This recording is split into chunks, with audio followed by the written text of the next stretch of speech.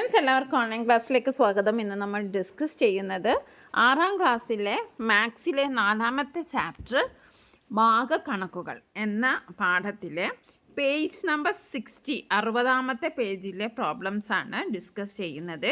ഇതിനു മുമ്പുള്ള 56, 57 എന്ന പേജിലെ ഫുൾ ആക്ടിവിറ്റീസും നമ്മൾ പേജ് വൈസ് വളരെ ഡീറ്റെയിൽ ആയിട്ട് അപ്ലോഡ് ചെയ്തിട്ടുണ്ട്. അതിൻ്റെ ലിങ്ക് ഡിസ്ക്രിപ്ഷൻ ബോക്സ് കൊടുക്കാം. ഓക്കെ, അപ്പോൾ നമുക്ക് ആദ്യത്തെ ചോദ്യം തന്നെ നോക്കിയാലോ. ചുവടെ കൊടുത്തിരിക്കുന്ന തുകകൾ കണക്കാക്കുക. അപ്പോൾ ഇത് കണക്കാക്കാൻ നമുക്കറിയാം. എങ്ങനെയാണ്? ആദ്യത്തെ ചോദ്യം നോക്കിയാൽ തന്നെ അറിയാം. 5/6 കൂട്ടണം 1/3 ആണ്. അപ്പോൾ രണ്ടും വ്യത്യസ്ത ഛേദങ്ങളാണ്. അപ്പോൾ നമ്മൾ പൊതുഗുണിതം കണ്ടുപിടിക്കണം, എന്നിട്ടാണ് നമ്മൾ കൂട്ടേണ്ടത്. ഓക്കെ, അപ്പോൾ നമുക്ക് ഓരോന്നായിട്ട് ചെയ്ത് നോക്കാം. അപ്പോൾ ആദ്യത്തെ ചോദ്യം എന്താണ്? 5/6 കൂട്ടണം 1/3. ഇവിടെ 6ഉം 3ഉമാണ് രണ്ട് ഛേദങ്ങൾ. അപ്പോൾ 6ൻ്റെ ഗുണിതം നമുക്കറിയാം 1, 6, 12. 3ൻ്റെ ഗുണിതം നമുക്കറിയാം 3, 6 അല്ലേ? അപ്പോൾ ഇതിൽ ഏറ്റവും ചെറിയ പൊതുഗുണിതം എന്ന് പറയുന്നത് എന്താണ്? 6 ആണല്ലേ? അപ്പോൾ നമ്മൾ 6. ഇനി നമ്മൾ 5/6 നമുക്ക് അങ്ങനെ തന്നെ എഴുതാം. ഓക്കെ, ഇനി 1/3 നമ്മൾ എന്ത് ചെയ്യും? 1/3 നമ്മൾ ഛേദം 6ലേക്കാക്കാൻ 2 കൊണ്ട് ഗുണിക്കണം അല്ലേ? അപ്പം 1 ഗുണിക്കണം 2, 2/6 കിട്ടി. അതാണ് ഇവിടെ കാണുന്നത്. 5/6 അവിടെ ഓൾറെഡി അങ്ങനെ തന്നെയാണ്. 1/3 നമ്മൾ 6 ഛേദത്തിലേക്ക് മാറ്റിയപ്പോൾ 2/6 കിട്ടി. ഇനി ഇവിടെ നോക്കൂ, ഇവിടെ നമുക്ക് വളരെ ഈസിയാണ്. 5ഉം 2ഉം കൂട്ടിയാൽ മതി. അപ്പോൾ നമ്മൾ 5ഉം 2ഉം കൂട്ടി, അപ്പോൾ നമുക്ക് എന്ത് കിട്ടി? 7/6 കിട്ടി. ഇനി നമ്മൾ ഈ 7/6നെ ഇത് എന്ത് രൂപത്തിലാണ്? ഇത് വിഷമ ഭിന്നത്തിലാണ്. നമ്മൾക്ക് അതിനെ മിശ്ര ഭിന്നത്തിലേക്കാകണം. അപ്പോൾ നമ്മൾ പിരിച്ചെഴുതുമ്പോൾ നിങ്ങൾ ശ്രദ്ധിച്ചാൽ അറിയാം, 7/6 എന്ന് പറയുമ്പോൾ അതെന്താണ്?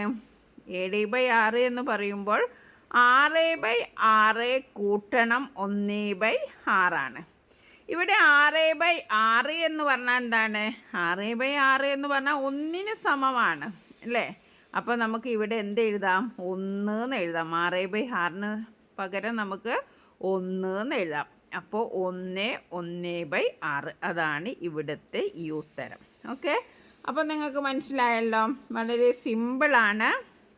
നമ്മൾ ആദ്യം ഛേദം വ്യത്യസ്തം തന്നെയാണ് എല്ലാ ചോദ്യത്തിലും തന്നിരിക്കുന്നത്.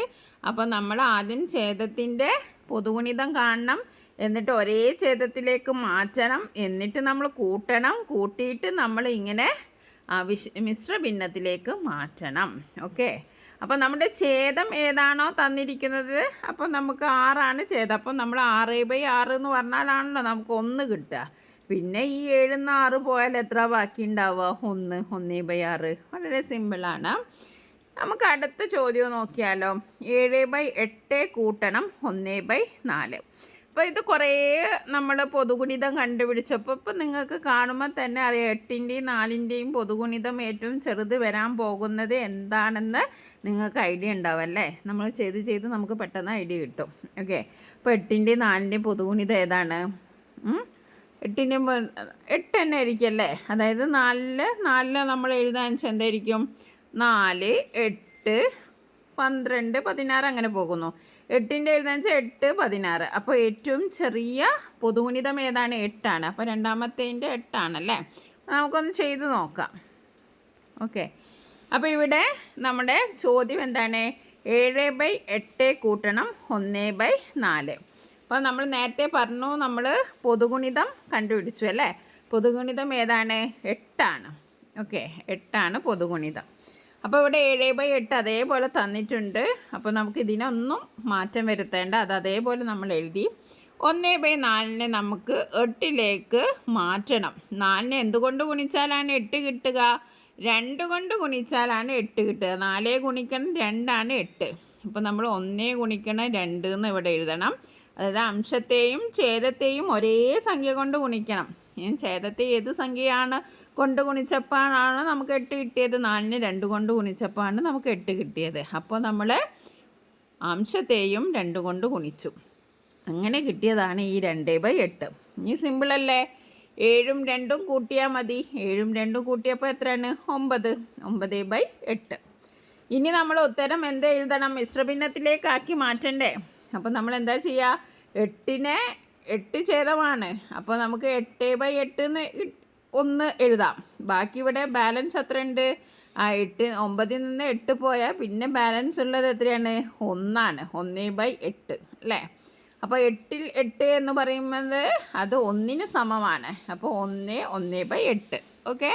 അപ്പോൾ രണ്ടാമത്തെ ചോദ്യത്തിൻ്റെ ഉത്തരം നമ്മൾ സിമ്പിളായിട്ട് പൂർത്തീകരിച്ചിരിക്കുകയാണ്. കൺഫ്യൂഷൻ ഒന്നുമില്ല. 8ൻ്റെയും 4ൻ്റെയും സാധാരണ പൊതുഗുണിതം ഏറ്റവും ചെറുത് നമ്മൾ എടുത്തു, അത് 8ആണ്.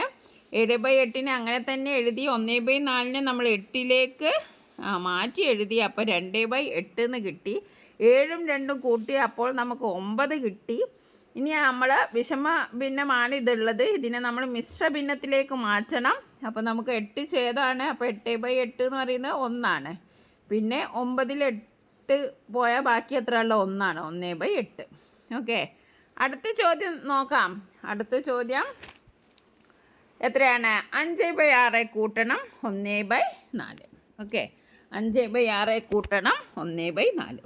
ഇവിടെ നമ്മൾ നേരത്തെ ലസാഗു എന്ന് പറയാം, ഏറ്റവും ചെറിയ പൊതുഗുണിതം എന്നൊക്കെ പറയാം. ഇവിടെ 6ൻ്റെയും 4ൻ്റെയും ലസാഗു എന്ന് പറയുന്നത് ഏതാണ്? 12ആണ് അല്ലേ? 6 എന്ന് പറയുന്നത് 6, 12. 4 എന്ന് പറയുന്നത് 4, 8, 12. അപ്പോൾ ഏറ്റവും ചെറിയ ഗുണിതം ഏതാണ്? 12ആണ്. ഓക്കെ. ഇനി നമുക്ക് 5/6 എടുക്കാം. 5/6 എടുക്കുമ്പോൾ നമുക്ക് എന്താ ചെയ്യേണ്ടത്? 5/6നെ നമ്മൾ ഛേദം 12ലേക്ക് മാറ്റണ്ടേ? അപ്പോൾ 5/6. ഓക്കെ. ഛേദം നമുക്ക് വേണ്ടത് എത്രയാണ്? 12ആണ്. അപ്പോൾ ഇവിടെ നമ്മൾ എന്തിനെ കൊണ്ട് ഗുണിച്ചു? 12നെ എന്തുകൊണ്ട് ഗുണിച്ചാലാണ്, 6നെ എന്തുകൊണ്ട് ഗുണിച്ചാലാണ് നമുക്ക് 12 കിട്ടുക? 2 ആണ്. അപ്പോൾ 6 ഗുണിക്കണം 2 12. 5 ഗുണിക്കണം 2 10. നമ്മുടെ ഉത്തരം എത്രയാണ്? 10/12. അതായത് 5/6നെ നമ്മൾ 12 ഛേദമാക്കി മാറ്റിയപ്പോൾ അത് 10/12 ഇനി അടുത്തത് എന്താണ്? 1/4. 1/4നും ഇങ്ങനെ 12ലേക്ക് മാറ്റണ്ടേ? അപ്പം 4നെ എന്തുകൊണ്ട് ഗുണിച്ചാലാണ് 12 കിട്ടുക? ഇവിടെ തന്നിട്ടുണ്ടല്ലേ, 3ആണ്. അപ്പോൾ നമ്മൾ അംശമായ 1നെയും 3 കൊണ്ട് ഗുണിച്ചു, ഛേദമായ 4നെയും 3 കൊണ്ട് ഗുണിച്ചു. 1 ഗുണിക്കണം 3 3, 4 ഗുണിക്കണം 3 എത്രയാണ്?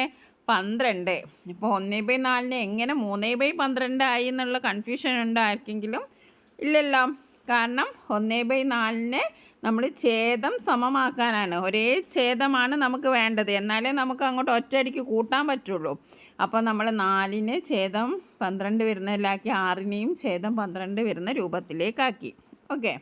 ഇനി നമുക്ക് അടുത്ത സ്റ്റെപ്പ് എന്താണ്? ഇപ്പോൾ നമ്മുടെ ഛേദം 6ഉം ഇത് 2 ഇപ്പോൾ 10/12 3/12 ആയി. ഇനി അടുത്ത സ്റ്റെപ്പ് നമുക്ക് കൂട്ടുക എന്നുള്ളതാണ്. അപ്പോൾ നമുക്ക് 10/12 കൂട്ടണം 3/12. 10ഉം 3ഉം കൂട്ടിയാൽ എത്രയാണ്? 13ആണ്. 13/12. ഇനി നമുക്കിതിനെ മിശ്രഭിന്നമാക്കണം. എളുപ്പമാണ് അല്ലേ? 12ആണ് ഛേദം. 12 12 12/12. ഇനി 13ൽ 12 കുറച്ച് എത്ര ഉണ്ടാവും? 1 ഉണ്ടാവും അല്ലേ? അപ്പോൾ 1/12. അപ്പോൾ ഇങ്ങനെയാണ് നമുക്ക് വരിക. 13/12നെ നമ്മൾ ഇങ്ങനെ എഴുതിയാൽ ഇങ്ങനെയാണ് വരിക. 12/12 പ്ലസ് 1/12. 12/12 എന്ന് പറയുന്നത് 1ന് സമമാണ്. പിന്നെ നമുക്ക് 1 1/12 എന്ന് എഴുതാം. അപ്പം നമ്മുടെ ഉത്തരം എത്രയാണ്? 1 1/12. ഓക്കെ. അപ്പോൾ നമ്മൾ അതും ചോദ്യം 3ഉം കഴിഞ്ഞു. ഇനി നമ്മുടെ ചോദ്യം ഏതാണുള്ളത്? ഇനി 1 1/2. ഇനി ചോദ്യം നമുക്ക് 4-മത്തേതാണുള്ളത്. 4-മത്തെ ചോദ്യം എന്താണ്? 5/8 കൂട്ടണം 3/4. ഇവിടെ നമ്മൾ നേരത്തെ പറഞ്ഞാണ് 8ൻ്റെയും 4ൻ്റെയും ലസാഗു എത്രയാണ്? 8ആണ്. ഇനി നമുക്ക് എന്താ ചെയ്യേണ്ടത്? ഭിന്നസംഖ്യകളെ മാറ്റി എഴുതുക എന്നുള്ള പരിപാടിയേ ഉള്ളൂ. ഓക്കെ. അപ്പോൾ 5/8 മാറ്റമില്ല. ഇനി 3/4 നമ്മൾ മാറ്റിയാൽ നമ്മുടെ ലസാഗു 8 8ലേക്ക് മാറ്റണമെങ്കിൽ 4 എന്തുകൊണ്ട് ഗുണിക്കണം? 2 കൊണ്ട്. അപ്പോൾ 4 2 കൊണ്ട് ഗുണിച്ചപ്പോഴാണ് നമുക്ക് 8 കിട്ടിയത്. അപ്പോൾ നമ്മൾ തീർച്ചയായും അംശത്തെയും 2 കൊണ്ട് ഗുണിക്കണം. അപ്പോൾ 3 ഗുണിക്കണം 2 6/8. ഓക്കെ, ഇനി നമ്മൾ കൂട്ടാണ് ചെയ്യേണ്ടത്. ഏതൊക്കെയാണ് കൂട്ടേണ്ടത്? നമ്മൾ കൂട്ടേണ്ടത് ഏതൊക്കെയാണ്? 5/8 കൂട്ടണം, കൂട്ടത്തിൽ 6/8 കൂട്ടണം അല്ലേ? 5/8 6/8 കൂട്ടിയാൽ നമുക്ക് എത്ര കിട്ടുക? 11/8 കിട്ടുക. ഇനി നമ്മുടെ ഇതിനെ മിശ്രഭിന്നത്തിലേക്കാക്കണം. 11/8 മിശ്രഭിന്നത്തിലേക്കാക്കുമ്പോൾ എങ്ങനെയാക്കുക? 11/8. അപ്പോൾ അതായത് 8/8 അല്ലേ? പ്ലസ് കൂട്ടണം, 8/8 കൂട്ടണം. അപ്പോൾ ഈ 11 8 പോയി. ഇനി എത്ര ഉണ്ട് അവിടെ? ഇനി 3 അപ്പോൾ 8/8 കൂട്ടണം 3/8. ഇപ്പോൾ നോക്കിയാൽ 8 കൂട്ടണം 3 11/8. ഇതിനെ നമ്മൾ വേറെ രൂപത്തിൽ എഴുതി. ഈ 8/8 എന്ന് പറയുന്നത് എന്താണ്? 1 അല്ലേ? അപ്പോൾ 1 3/8. നമ്മുടെ ഉത്തരം എത്രയാണ്? 1 3/8. അതെങ്ങനെ കിട്ടി? അതായത് വിഷമഭിന്നത്തെ മിശ്രഭിന്നമാക്കി മാറ്റി. 11/8 നമ്മൾ വിഷമഭിന്നമാക്കി മിശ്രഭിന്നമാക്കി മാറ്റി. അപ്പോൾ നമുക്ക് കിട്ടിയ ഉത്തരം എത്രയാണ്? 1 3/8. ഓക്കെ, ഇനി നമുക്ക് അടുത്ത ചോദ്യമാണ്. ഇതൊരു വെറൈറ്റി ചോദ്യമാണല്ലേ. 2 1/3 കൂട്ടണം 3 1/2. അപ്പോൾ ഇവിടെ നമ്മൾ എന്താണ്? പൂർണ്ണസംഖ്യയും ഭിന്നസംഖ്യയും അത് ഒന്നിച്ചാണ് തന്നിരിക്കുന്നത്. അതിൻ്റെ പേരാണ് മിശ്രഭിന്നം. അപ്പോൾ നമ്മളിവിടെ ചെയ്യേണ്ടത് പൂർണ്ണസംഖ്യകളെയും ഭിന്നസംഖ്യകളെയും ഒന്ന് വേർതിരിച്ച് എഴുതാം അല്ലേ? ഇവിടെ പൂർണ്ണസംഖ്യ എന്ന് പറയുമ്പോൾ 2 അല്ലേ? ഇവിടെ പൂർണ്ണസംഖ്യ 3. അപ്പോൾ 2നെയും 3നെയും നമ്മൾ ഒരു ഭാഗത്തേക്ക് എഴുതുന്നു. പിന്നെ ഭിന്നസംഖ്യ എന്ന് പറയുന്നത് 1/3 1/2 അതിനെ വേറൊരു ഭാഗത്തേക്ക് എഴുതുന്നു. അപ്പോൾ 2 കൂട്ടണം 3 കൂട്ടണം 1/3 കൂട്ടണം 1/2 എന്ന് എഴുതി. ഇനി നമുക്ക് 2ഉം 3നെയും കൂട്ടിയാലോ? 2ഉം 3 കൂട്ടി അപ്പോൾ നമുക്ക് 5 കിട്ടി അല്ലേ? അപ്പോൾ 5 കൂട്ടണം 1/3 കൂട്ടണം 1/2. ഇപ്പം ഇങ്ങനെയാണുള്ളത്. ഇനി നമുക്ക് ഭിന്നസംഖ്യകൾ തമ്മിലൊന്ന് കൂട്ടാം. 1/3 കൂട്ടണം 1/2. ഇവിടെ 3ൻ്റെയും 2ൻ്റെയും പൊതുഗുണിതം, ഏറ്റവും ചെറിയ പൊതുഗുണിതം ഏതാണ്? 6. അതെങ്ങനെ കിട്ടി? 3 6 അല്ലേ? 9 2 4 6. അപ്പോൾ ഏറ്റവും ചെറിയ പൊതുഗുണിതം ഇതിൽ ഏതാണ്? 6. അപ്പം 3ൻ്റെയും 2ൻ്റെയും പൊതുഗുണിതം 6. ഇനി നമുക്ക് 1/3 6 ഛേദമാക്കി മാറ്റണം അല്ലേ? 3നെ എന്തുകൊണ്ട് ഗുണിച്ചപ്പോഴാണ് 6 കിട്ടിയത്? 2 കൊണ്ട് ഗുണിച്ചപ്പോഴാണ്. അതേപോലെ നമ്മൾ അംശത്തെയും ഗുണിക്കണം. അപ്പോൾ 1 ഗുണിക്കണം 2 2 3 ഗുണിക്കണം 2 6. ഇനി ഇതേപോലെ 1/2 നമ്മൾ മാറ്റണം. 1/2 നമ്മൾ 6 കൊണ്ട് ഗുണിക്കാൻ തുടങ്ങിയാൽ ഇവിടെ 3 കൊണ്ട് ഗുണിക്കേണ്ടി വരും. 2 ഗുണിക്കണം 3 6 1 ഗുണിക്കണം 3 3. അപ്പോൾ നമുക്ക് എന്തൊക്കെ ഉത്തരം കിട്ടിയത്? നമ്മളിവിടെ കണ്ടു അല്ലേ? 2/6 അതേപോലെ തന്നെ 2/6 അതേപോലെ തന്നെ നമുക്ക് കിട്ടിയത് എത്രയാണ്? 3/6. 2/6 3/6 ആണ് നമുക്ക് കിട്ടിയതല്ലേ? അപ്പോൾ നമുക്ക് ആദ്യം ഈ 2ഉം 3നെയും കൂട്ടാം. അപ്പോൾ നമുക്ക് 5/6 ഉണ്ടല്ലേ? 5/6. ആദ്യം ഒരു 5നെ നമ്മളിവിടെ വെച്ചിട്ടുണ്ടല്ലേ? അപ്പോൾ നമ്മുടെ ആൻസർ എത്രയാണ്? 5 5/6. എല്ലാവർക്കും മനസ്സിലായല്ലോ?